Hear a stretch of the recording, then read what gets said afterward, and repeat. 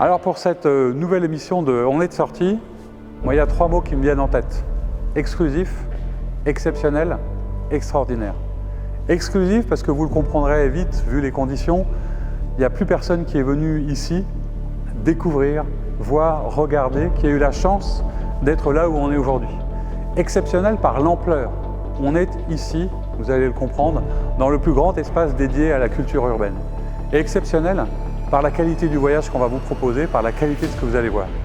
Alors c'est un format hors norme, il va y avoir des interviews, des rencontres, des belles images, de la vraie vie, des coups de colère aussi.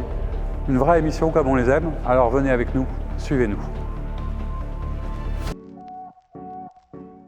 Donc le Zoo Art Show, c'est un festival de culture urbaine qui existe depuis 2018. Donc c'est déjà 3 festivals, en 2018-2019 au 61 rue de Créqui dans le 6e arrondissement. Un 3e en cours au 4 rue Boileau qui s'appelle Zoo XXL. Et c'est aussi la plus grande fresque d'Europe en 2019 sur le site de la Tour Toulion à la Part-Dieu.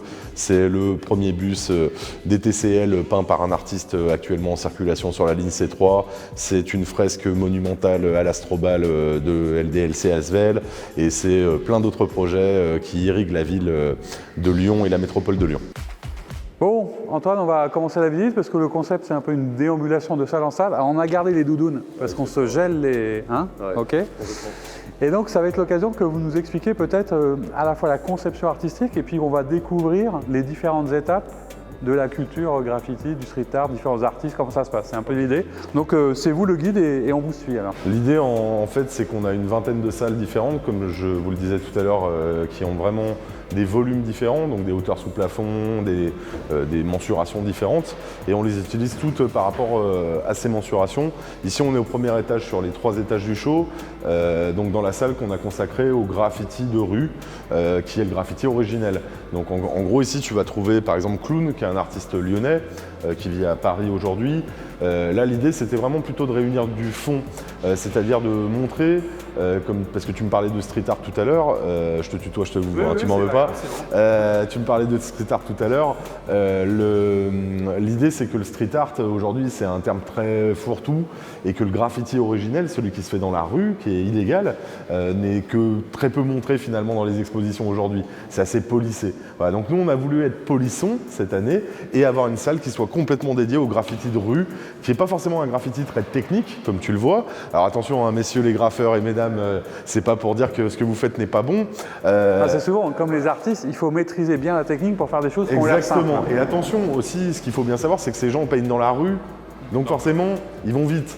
Voilà, donc forcément, le côté esthétique n'est pas forcément ce qu'ils recherchent. Là, ce qu'on voulait donner ici à l'exposition, c'était du fond. Avant tout, voilà, avec Paul Zo, qui vient du sud de la France. Voilà, c'est du fond. Ça, c'est le blaze, hein, comme on dit. C'est le blaze, ouais, c'est le nom, ouais.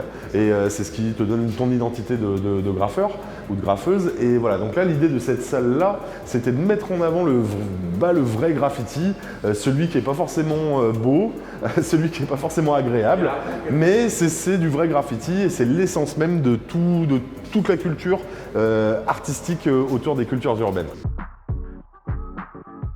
Zoo XXL est la 3e édition donc, du Zoo Art Show. Nous sommes dans un bâtiment classé qui a été dessiné par l'architecte Tony Garnier, qui est le seul bâtiment de bureau voilà, qu'il a dessiné, qui se trouve au 4 rue Boileau dans le 6e arrondissement de Lyon. Et nous présentons une exposition dans ce bâtiment en transition qui regroupe aujourd'hui plus de 140 artistes internationaux, plus de 60 performeurs, donc danseurs, chanteurs, etc., etc., ainsi que les chefs du foot Traboul de la Tour Rose, donc une quinzaine de chefs lyonnais. Alors on arrive dans une dernière salle, enfin il y en a plein d'autres, hein, mais on laisse une part de mystère aussi pour que tous ceux qui vont venir. Une salle un peu spéciale où il y a à la fois des artistes lyonnais et puis, vous m'avez dit, il y a une surprise, c'est ça? Alors, ou quelque chose de particulier. Je vous ai amené dans cette pièce pour déjà vous présenter des artistes lyonnais et deuxième chose pour vous montrer à quoi ressemble une exposition fermée. Voilà, parce qu'elle ne ressemble pas exactement à ce à quoi elle peut ressembler quand elle est ouverte. On a enlevé tout le mobilier, etc. Donc il y a aussi cet aspect-là, voilà, pour rappeler qu'on est fermé depuis presque 3 mois et que bah, c'est un lieu qui, certaines de ses pièces aussi, se vident. Alors, ce qui est intéressant dans cette pièce, c'est qu'en fait c'est une petite exposition de photos avec 4 photographes. Donc 4 photographes dont tu vas trouver les portraits sur les murs. Voilà, donc on a Tony Noël qui est un de nos directeurs artistiques, qui est un très très grand photographe lyonnais, qui travaille notamment pour l'Opéra de Lyon. On va avoir Jean Lassouille, on va avoir voilà, 4 artistes photographes. Et l'idée qu'on a eue pour la mise en scène de cette petite pièce, qui est toute petite, c'est la plus petite. Par rapport aux autres, c'est la plus petite. Hein. Voilà, comme tu vois, on l'a travaillé au plafond, on l'a travaillé au sol, les sols sont repeints, donc ça nous permet d'immerger vraiment les gens dans cette toute petite pièce. On a créé aussi des vitraux. Donc ça c'est du collage tout simplement, donc signé par Tony Noël, le photographe dont je te parlais il y a quelques secondes. Voilà, et donc l'idée qui est que je trouve assez géniale ici, c'est qu'on a demandé à des graffeurs lyonnais, qui sont plutôt des jeunes graffeurs en début de carrière, qui ont énormément de talent et qu'on n'expose pas forcément beaucoup, on leur a demandé de réaliser les visages des photographes. Pourquoi ? Un photographe capte une image, va ensuite aller l'exposer sur un mur.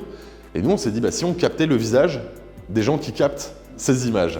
Voilà. Un peu de exactement. Et donc l'idée, c'est que ça nous a aussi permis d'intégrer des artistes auxquels on n'avait pas forcément pensé au début, en se disant tiens, on a des murs, parce que nous on cherche aussi des noms, on cherche voilà, pas mal de choses. Et ça nous a permis, cette salle, de faire bosser 2 artistes qui s'appellent Miette et Le Môme, qui sont 2 artistes lyonnais, donc comme je te le disais, qui sont plutôt de la nouvelle génération. Et ça nous a permis de leur consacrer un espace dans lequel eux, ils ont vraiment pu travailler sur des concepts forts. Et puis je n'ai pas besoin de te vendre le rendu. Ça montre aussi le niveau des artistes de notre région, des artistes lyonnais. Voilà, ça c'est quand même des rendus, c'est exceptionnel. C'est chouette. Alors je vais profiter de ce qu'on est dans cette salle, juste pour un tout petit détail, pour les Lyonnais, et moi ça me parle, parce qu'on parlait de l'éphémère.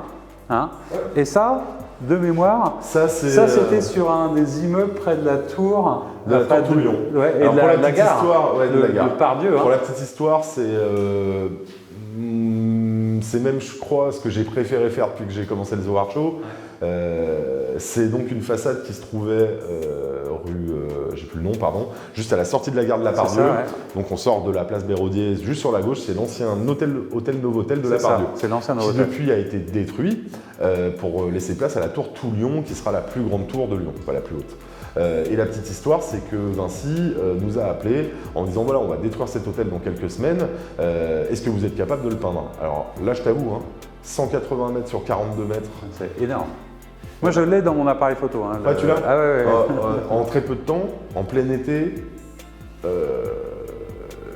recouvert, je crois, à 50% de vitres.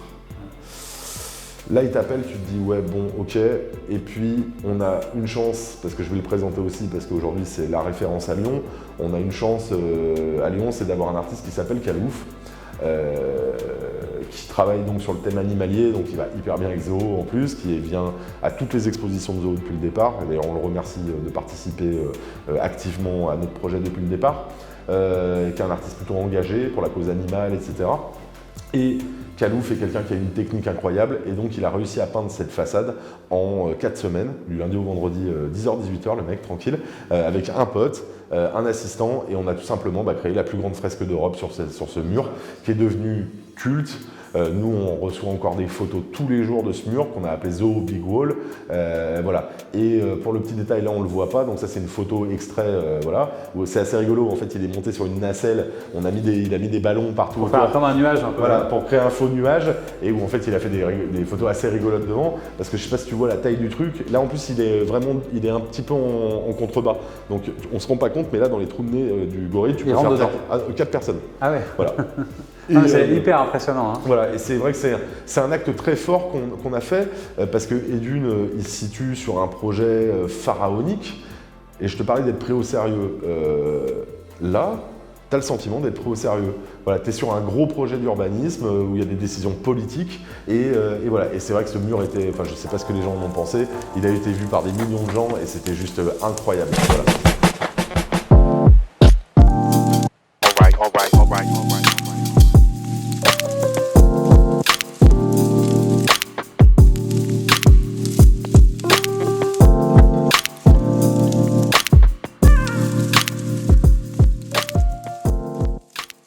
on va découvrir un peu plus avant parce que c'est un lieu exceptionnel qu'on a eu la chance de visiter. Plus de 120 artistes, des pointures internationales, mondiales, des gens qui sont venus presque en famille, parce que je crois que c'est aussi ça un peu l'esprit, c'est de se retrouver, de pouvoir participer à des projets, etc. Pourquoi est-ce que cette... Alors, je disais tout à l'heure, est-ce qu'on doit parler de street art, de culture urbaine, de graffiti? Première question. Et pourquoi est-ce que c'est devenu aujourd'hui, j'allais dire, ce que vous évoquez comme étant la culture dominante? Alors, on peut parler de... Tous les termes que tu emploies sont justes. Hein. Après, nous, on nous a tout de suite catalogué street art. Street art, street art, street art, street art. Pourquoi? Parce que c'est à la mode.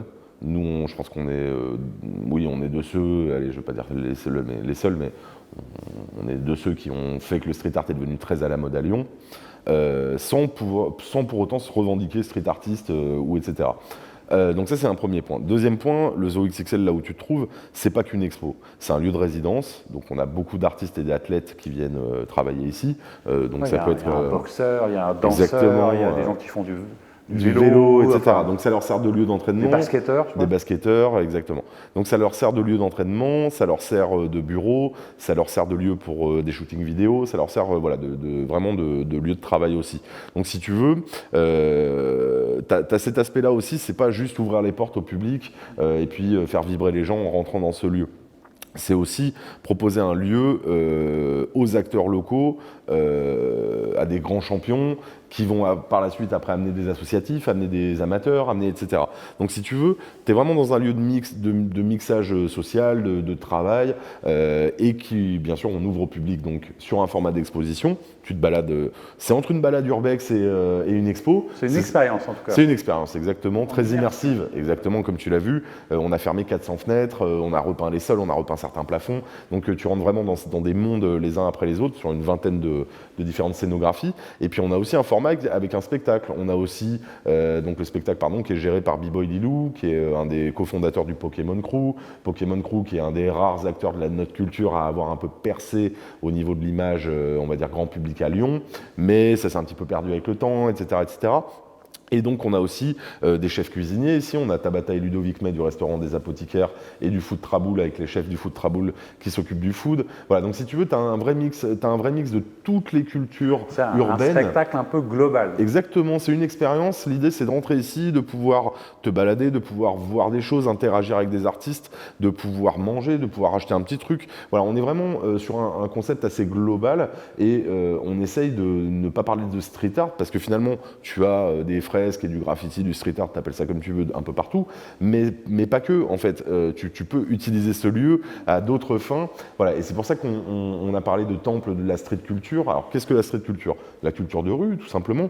Culture urbaine, c'est un mot qu'on utilise plutôt en France parce qu'il est plus poli. Fait moins peur. Ouais, après, culture urbaine en France, il y a encore 10 ans, était égale culture du ghetto, ou, pardon, je ne veux pas de site, ouais, voilà, mais... Bon, on va pas faire de polémique là-dessus, parce que ça n'a pas beaucoup d'importance, enfin, pas pour moi en tout cas. On va dire que, moi je parlerais plutôt de culture pop, en fait, parce que la culture urbaine, ce qu'on appelle de la culture urbaine en France aujourd'hui, c'est la culture dominante. Tu portes des baskets, tu manges des hamburgers, mademoiselle aussi, monsieur aussi. Je suppose que vous avez dans votre famille quelqu'un qui écoute du rap, quelqu'un qui écoute de... Voilà, hélas, ça parce qu'il y a de tout. Hein, voilà, il y a de tout. Mais le rock, je peux vous mettre le rock, les scènes rock aussi dans cette culture. Moi, par exemple, je viens de la culture rock, hein, je viens pas de la culture rap. Donc, en fait, la culture urbaine, c'est un mot Elle nous poli. traverse tous, en fait. Oui, et puis c'est un mot poli pour parler de culture pop, et c'est un mot que finalement, c'est quelque chose de pas assumé par les pouvoirs publics aujourd'hui, le fait que cette culture est dominante. Donc on lui a donné un nom qui est la culture urbaine. Urbaine, ouais, on est en ville. C'est faux.